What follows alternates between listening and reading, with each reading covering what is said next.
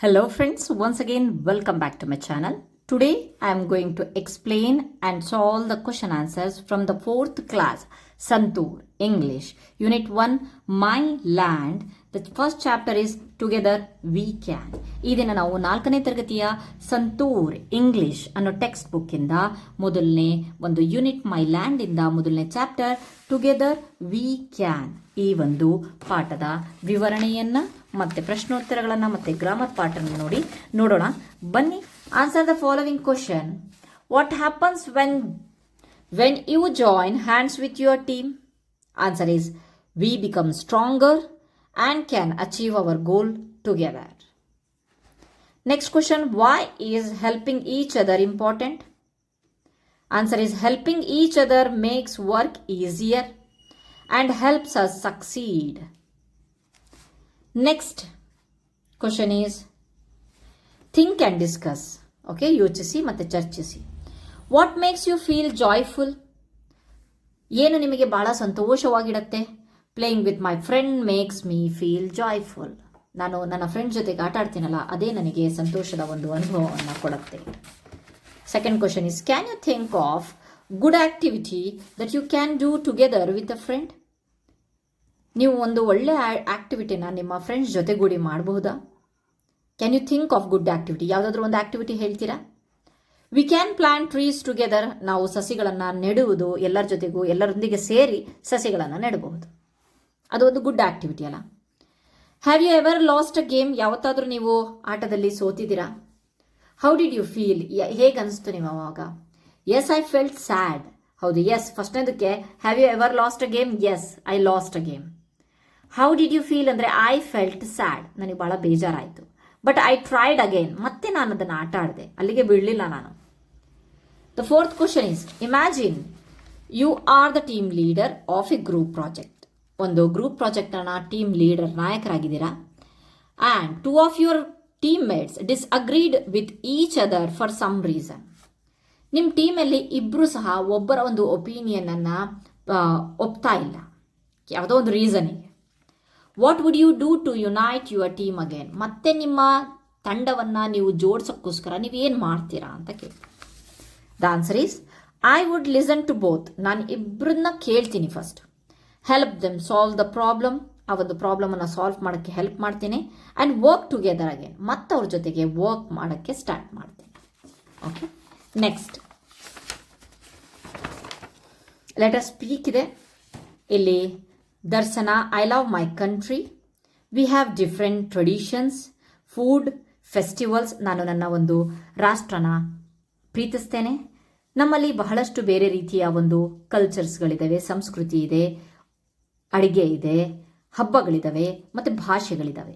But we still stand in unity. ಆದರೂ ಸಹ ನಾವು ಏಕತೆಯಲ್ಲಿ ಅನೇಕತೆ ಅಂತ ಹೇಳ್ತೀವಲ್ಲ ಅದನ್ನು ನಾವು ತೋರಿಸ್ತೀವಿ. ಇವಳು ಹೇಳ್ತಾಳೆ ಎಸ್ ಬೊಕಾಲಿ together we stand in unit. ಹೌದು ಬೊಕಾಲಿ, ನಾವೆಲ್ಲರೂ ಜೊತೆಗೂಡಿದ್ರೆ ಒಂದು ಯೂನಿಟಿ ಇರುತ್ತೆ. ಯೂನಿಟಿ ಅಂತ ಅಂದರೆ ನಾವೆಲ್ಲರೂ ಒಟ್ಟಾಗಿ ಇರ್ತೀವಿ ಅಂತ ಹೇಳಿ. Okay, next read what Bokali and Darshana are saying.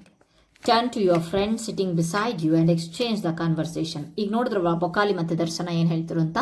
So ಅದ್ರ ಪ್ರಕಾರ ಇಲ್ಲಿ ಕಂಟಿನ್ಯೂ ಮಾಡಿ. Hello, I am Rahul. My favourite food is dosa.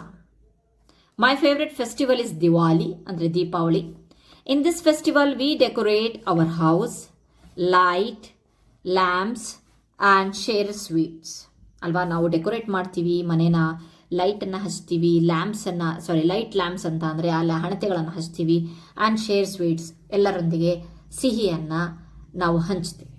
ಇದು ಒಬ್ರದ್ದು ಒಪಿನಿಯನ್ ಆಯಿತು. ನೆಕ್ಸ್ಟ್ ಫ್ರೆಂಡ್ಸ್ ಜೊತೆಗೆ ಅವರ ಒಂದು ಫುಡ್ಡು, ಅವರ ಫೆಸ್ಟಿವಲ್ಸನ್ನು ನಾವು ಶೇರ್ ಮಾಡಬೇಕು ಅಂತ ಹೇಳಿದ್ದಾರೆ. Okay, next okay, look at the pictures and fill in the blanks by saying words from the box. One is done for you. ಇಲ್ಲಿ ಒಂದು ವರ್ಡ್ಸ್ಗಳನ್ನು ಕೊಟ್ಟಿದ್ದಾರೆ. ಕ್ವಾಯರ್, ಕರೆಕ್ಟಾಗಿ ನೋಡಿ ಇದರ ಪ್ರೊನೌನ್ಸಿಯೇಷನ್. ಕ್ವಾಯರ್ ಅಂತ ಅಂದರೆ ಏನು ಗೊತ್ತಾ? ಗಾಯಕ ವೃಂದ, ಒಂದು ಹಾಡು ಹೇಳೋರು ಇರ್ತಾರಲ್ಲ ಅವರ ಒಂದು ಟೀಮ್ ಇರುತ್ತಲ್ಲ ಅದು choir. Pack, grove, herd, swarm, bunch, bouquet. Okay, ನೋಡೋಣ. ಓಕೆ, ಫಸ್ಟ್ ಇದರ ಒಂದು ಮೀನಿಂಗನ್ನು ನೋಡ್ಕೊಂಬಿಡಿ.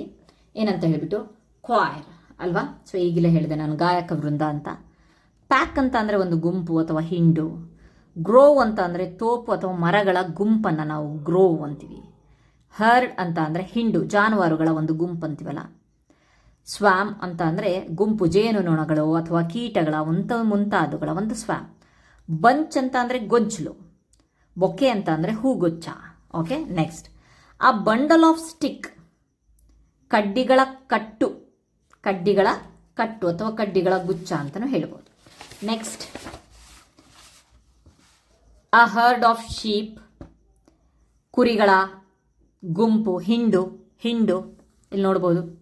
ಅ ಪ್ಯಾಕ್ ಆಫ್ ವೋಲ್ವ್ಸ್,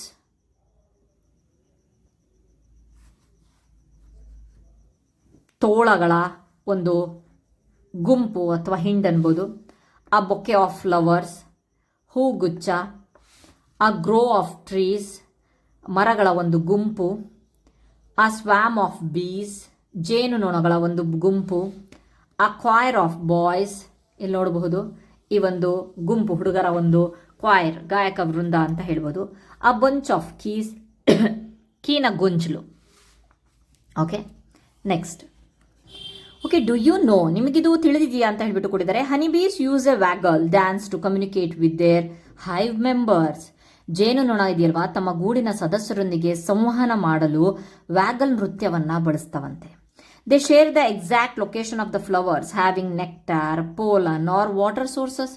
ಅವು ಮಕರಂದ, ಪರಾಗ ಅಥವಾ ನೀರಿನ ಮೂಲಗಳಿರುವ ಹೂಗಳ ನಿಖರವಾದ ಸ್ಥಳವನ್ನ ತಿಳಿಸ್ತವಂತೆ. Ants also work as a team using signals to find food. ಇರುವೆಗಳು ಸಹ ಆಹಾರವನ್ನು ಹುಡುಕಕ್ಕೆ, ತಮ್ಮ ವಸತಿಯನ್ನ ರಕ್ಷಿಸಲು ಮತ್ತು ಸಂಕೀರ್ಣವಾದ ಗೂಡುಗಳನ್ನು ನಿರ್ಮಿಸಲು ಸಂಕೇತಗಳನ್ನು ಬಳಸಿ ತಂಡವಾಗಿ ಕೆಲಸ ಮಾಡ್ತವಂತೆ. ಫುಡ್ ಡಿಫೆಂಡಿಂಗ್ ದೇರ್ ಕಾಲೋನಿ ಅಂದರೆ ಅವರ ಒಂದು ವಸಾಹತುಗಳು. ಆ್ಯಂಡ್ ಬಿಲ್ಡ್ ಕಾಂಪ್ಲೆಕ್ಸ್ ನೆಸ್ಟ್, ಅವರ ಒಂದು ಸಂಕೀರ್ಣವಾದ ಗೂಡುಗಳನ್ನು ನಿರ್ಮಿಸಲು ಕೆಲವೊಂದು ಸಿಗ್ನಲ್ಸ್ಗಳನ್ನು ಬಳಸ್ತಾರಂತೆ. ನಮಗಂತೂ ಗೊತ್ತಿರಲಿಲ್ಲ, ನಿಮಗೆ ಗೊತ್ತಿತ್ತಾ?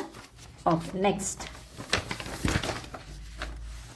look at the map given below and pay attention to the various places mentioned in it. ಇಲ್ಲಿ ಪ್ಲೇಸಸ್ ಕೊಟ್ಟಿದ್ದಾರೆ, ಮ್ಯಾಪ್ ಅನ್ನ ಕೊಟ್ಟಿದ್ದಾರೆ. ಇಲ್ಲಿ ಹಾಸ್ಪಿಟಲ್ ಇದೆ, ಇಲ್ಲಿ ಬ್ಯಾಂಕ್ ಇದೆ, ಇಲ್ಲೊಂದು ಆಂಬ್ಯುಲೆನ್ಸ್ ಕಾಣಿಸ್ತಿದೆ, ಇಲ್ಲಿ ಕಾರ್ ಹೋಗ್ತಾ ಇದೆ, ಪೋಸ್ಟ್ ಆಫೀಸ್ ಇದೆ, ಇಲ್ಲೊಂದು ರೋಡ್ ಇದೆ, ಸ್ಕೂಲ್ ಇದೆ, ಬುಕ್ ಸ್ಟೋರ್ ಇದೆ, ಚಿಲ್ಡ್ರನ್ ಪಾರ್ಕ್ ಇದೆ. ಓಕೆ, ನಾವು ಇಲ್ಲಿ ವರ್ಡ್ಸ್ ಇದೆ. Behind, between, near, in front of. Behind ಹಿಂದೆ, ಬಿಟ್ವೀನ್ ಮಧ್ಯ, ನಿಯರ್ ಹತ್ತಿರ, ಇನ್ ಫ್ರಂಟ್ ಅಂದ್ರೆ ಮುಂದೆ. Okay, the post office is behind the hospital.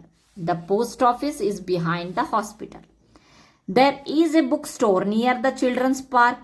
Bookstore idiyalva, near the children's park. The bank is in front of the school. Bank is in front of the school. Okay. There is an ambulance between the post office and the hospital. Ambulance hogta ide hospital matte post office madhye. Okay, next. Let us write, look at the pictures and answer the questions given below. What is Lubang doing to help his injured friend and what will they do next?